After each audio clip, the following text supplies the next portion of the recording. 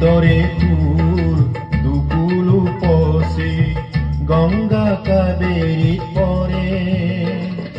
অসমীয়া কৃষ্টি ভাৰত বাগৰি মহামহাসাগৰত পৰে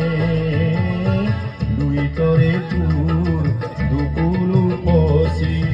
গঙ্গা কাবেৰী পৰে